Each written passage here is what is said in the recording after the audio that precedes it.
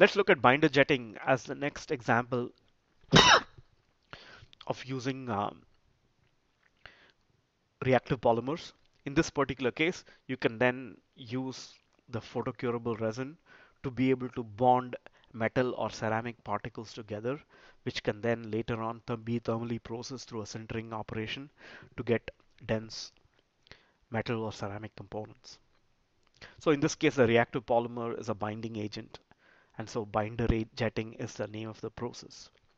Let's take a look at the process itself.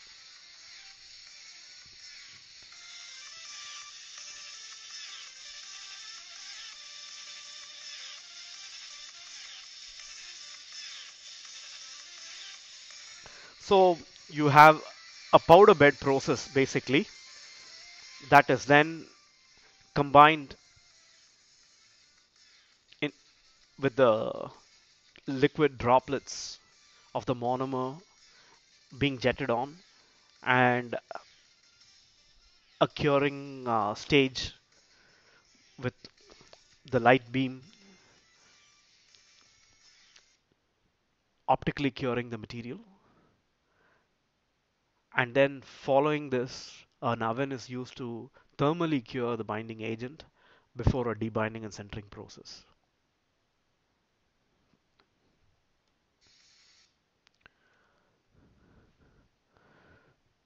Rest of this video can be, with more description, can be observed at this link that I have provided. It basically turns out to be an inexpensive technology. There are many open source designs that are available for binder jetting, and mainly your material portfolio has been now expanded to encompass metals and ceramics. And so if you have polymers that are reactive and that can bind to these powders, any material in a powder form can be processed. Parts coming are may have limited mechanical characteristics directly after they're cured, but they have to go through a post-thermal treatment involving polymer removal and sintering to be able to really access the material space in terms of mechanical characteristics that are different from just bonded powder, which is the immediate product that gets printed on the binder jetting machine. So you can build prototypes, you can build green parts, you can range a whole bunch of difficult to process materials in form of ceramics through these methods. Sand casting, molds and cores are used through binder jetting to be able to couple with another manufacturing process based on casting that then that can again access a whole range of high performance materials that can be obtained by casting, and that also addresses part size limitations that are possible um, through 3D printing. X1 is an important vendor through this process with its range of products of different sizes, different process controls, and different end users. And Voxel Jet is another person offering these materials, and you can see more information through their respective websites.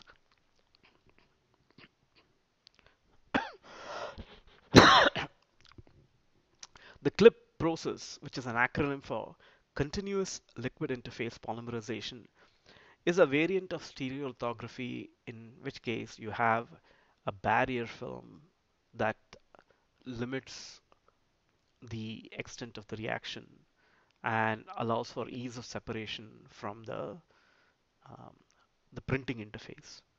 Let's take a look at how this is put in place and what the implications are in terms of being able to drastically cut down the time it takes for 3D printing parts through reactive polymers. So in this process, you basically build the parts upside down. You have a resin bath at the bottom. You have a light projector at the base, and you have a membrane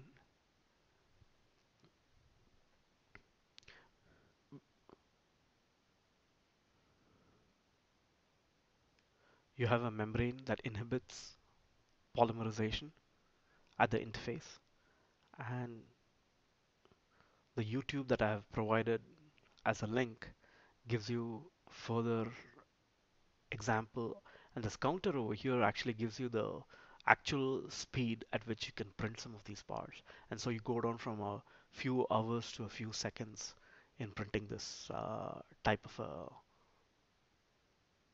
part. This is an inverted Eiffel Tower that you're looking at.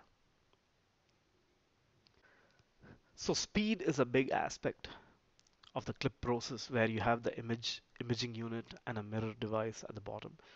You have an oxygen permeable window over here at the base of the resin bath, and that creates a dead zone. So the part itself can move in the z direction as it's being built, um, much more rapidly, and the reaction basically occurs a little bit away from the contact with the window. It started out with a single company, Carbon 3D, and now others have found variants in chemistries as well as membrane composition to be able to adapt this technology and take advantage of rapid build speeds relative to conventional 3D printing. It also opens up the possibilities for a whole range of material processing windows, including biological materials. And shoe companies to Hollywood is taking a look at how to take advantage of the offerings of the clip process that can redefine how how 3D printing can be scaled into a commercial process. They've got a lot of investment in the last few years, last couple of years in particular, and you can get more information in carbon3d.com. As we advance into module 2, we will also look into some research articles of basically a professor's lab and an accidental chemistry experiment that allowed for this major innovation to be applied to the 3D printing space.